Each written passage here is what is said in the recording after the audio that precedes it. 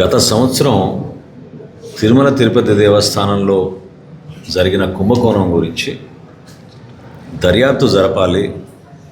ఎందుకంటే ఊహించని విధంగా కల్తీ నెయ్యి సరఫరా అయిందనే భావనతోటి మాకు వచ్చిన సమాచారంతో గౌరవ ముఖ్యమంత్రి గారు, ప్రభుత్వంలో ఉన్న మీ అందరం కూడా ఒక నిర్ణయం తీసుకుని సమగ్ర దర్యాప్తు ఏర్పాటు చేయాలని ఒక సిట్ ఏర్పాటు చేశాం. సిట్ ఏర్పాటు చేసినప్పుడు సిట్ పైన నమ్మకం లేదని సుప్రీంకోర్టు వరకు వెళ్ళి అక్కడి నుంచి సిబిఐకి అప్పచెప్పమని వైఎస్ఆర్సీపీ నాయకులు, అప్పుడున్న పాలకవర్గం, అంటే తిరుపతి దేవస్థానంలో ఉన్న పాలకవర్గం కోరిన మేరకు సుప్రీంకోర్టే దీన్ని సుమోటోగా దీన్ని జాగ్రత్తగా మానిటర్ చేసి చేయాలని నిర్ణయం తీసుకుని సిబిఐకి అప్పచెప్పడం జరిగింది. ఛార్జ్షీట్ దాఖలైన సందర్భంలో ఈ నాయకులందరూ కూడా ఈ రోజున మాకు క్లీన్ చిట్ వచ్చిందనే ఒక ప్రజల్లోకి అభిప్రాయం తీసుకెళ్ళడానికి ప్రయత్నం చేస్తున్నారు.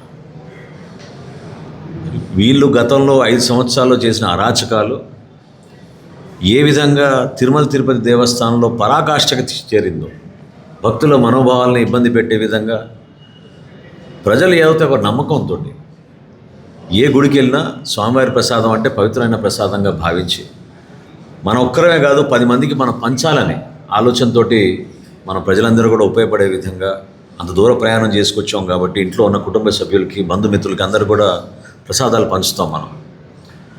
అటువంటి నమ్మకంతో ఉన్న ఆ వ్యవస్థ పైన, భగవంతుడి పైన ఉన్న నమ్మకాన్ని వీళ్ళు వమ్ము చేసి ఆర్థిక లబ్ధి కోసం 60 లక్షల లీటర్ల నెయ్యి అని చెప్పి లడ్డూల్లోనూ మహాప్రసాదంలో కలిపే ఒక ఊహించని పరిణామం మనం చూసాం. అయితే నాకు ఎక్కడికి ఆశ్చర్యం కలిగిస్తుందంటే ఆ సమగ్రమైన దర్యాప్తు, ఆ రిపోర్టు గౌరవ ముఖ్యమంత్రి గారి సమక్షంలో మొన్న లోతుగా చర్చించాం. క్లీన్ చిట్ ఎక్కడా లేదు. క్లీన్ చిట్ అని ఎట్లా చెప్పుకోగలుగుతున్నారు వీళ్ళు? క్లీన్ చిట్ అనే వ్యక్తులు గమనించాల్సింది ఏంటంటే ఒక చుక్క నెయ్యి కూడా దాంట్లో లేదు. వాళ్ళు సరఫరా చేసిన 60 లక్షల లీటర్ల నెయ్యిలో ఒక్క చుక్క నెయ్యి కూడా లేదు.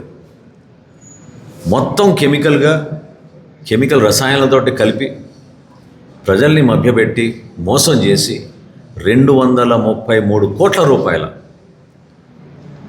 డబ్బుని దుర్మార్గంగా 4 సంవత్సరాలు వాళ్ళు టీటీడీలో ప్రజల మనోభావాలు, భక్తుల మనోభావాలు దెబ్బతినే విధంగా వివరించిన తీరు నిజంగా అసలు సిగ్గుండాలి వాళ్ళు ఈ విధంగా మాట్లాడుతుంటే. ఈ రోజున సిబిఐ సబ్మిట్ చేసిన రిపోర్ట్లో శాంపుల్ సైజ్ చిన్న సైజు కాబట్టి పూర్తి స్థాయిలో నిర్ధారించలేకపోతున్నాం. కానీ 100% దీంట్లో అసలు ఘీ అనే పదార్థమే లేకుండా వాసన మాత్రం ఘీ వాసన వచ్చేటట్టు దీంట్లో కెమికల్స్ కలిపి వీళ్ళు సరఫరా చేశారు. 60 లక్షల లీటర్ల నెయ్యి రూపంలో ఆ పదార్థాన్ని అనేది నిర్ధారించారు. దయచేసి ఇటువంటి విచిత్రమైన కథనాలు ప్రజల్లోకి తీసుకెళ్ళడానికి, దానికి ఏదో పండగ పూట సెలబ్రేషన్ చేసుకున్నట్టు రోడ్ల పైన వచ్చేసి వీళ్ళు ప్రభుత్వం ఏదో మోసం చేసింది, ముఖ్యమంత్రి గారిని దూషించి వీళ్ళు వ్యవహరిస్తున్న తీరు సమాజానికి మనందరం కూడా ఒక అభద్రతా భావం వచ్చే విధంగా వీళ్ళు ప్రయత్నిస్తున్నారు. ఏ విధంగా ప్రజలు మిమ్మల్ని తిప్పికొట్టి ఇంటికి పంపించారో, ప్రజాస్వామ్యాన్ని ఏ విధంగా నిలబెట్టారో దాన్ని ఎవరూ కూడా మర్చిపోలేము. నిజాయితీగా మంచి పరిపాలన అందించాలి. భగవంతుడు మనకి ఇచ్చిన ఈ అవకాశాన్ని 10 మందికి మేలు చేయాలని తపంతో పనిచేయాలి తప్ప ఈ విధంగా కల్తీ నెయ్యి అని చెప్పి వాళ్ళు ప్రచారం చేసుకుంటుంటే వాస్తవం ఏంటంటే దాంట్లో ఒక చుక్క నెయ్యి కూడా లేదు.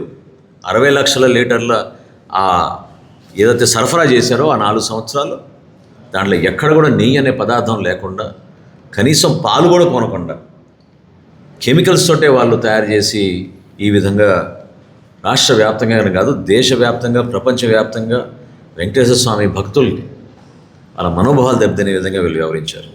కాబట్టి నేను ప్రతిపక్ష నాయకులందరినీ కూడా కోరుకుంటున్నాను, మీరు తొందరపడి మాట్లాడబాకండి, వాస్తవాలు వివరాలు తెలుసుకోండి.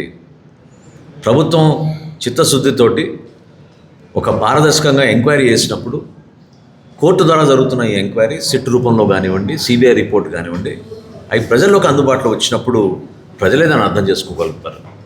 అంతేగాని హడావడిగా మీరు ఈ రోజున రోడ్డు పైన ఎక్కి కార్యక్రమాలు చేసుకొని ప్రభుత్వం పైన ఎదురుదాడి చేయడం అనేది హాస్యాస్పదం. అసలు నిజంగానే వీళ్ళకి రాజకీయ పరిజ్ఞానం ఉందా, ఆలోచన ఉందా? పరిపాలించారా వీళ్ళు నిజంగానే 5 సంవత్సరాలు? అధికారంలో ఉన్నప్పుడు ఏ విధంగా వ్యవహరించాలి, ఎటువంటి నిర్ణయాలు తీసుకోవాలి, ఏ విధంగా జాగ్రత్త పడాలి, అవన్నీ పక్కన పెట్టేసి ఈ రోజున తిరుమల తిరుపతి దేవస్థానం ఆ పవిత్రతని కాపాడే విధంగా మనందరం కూడా కృషి చేయాలని ఈ సందర్భంగా ప్రజలందరూ కూడా మనస్ఫూర్తిగా కోరుకుంటున్నాను.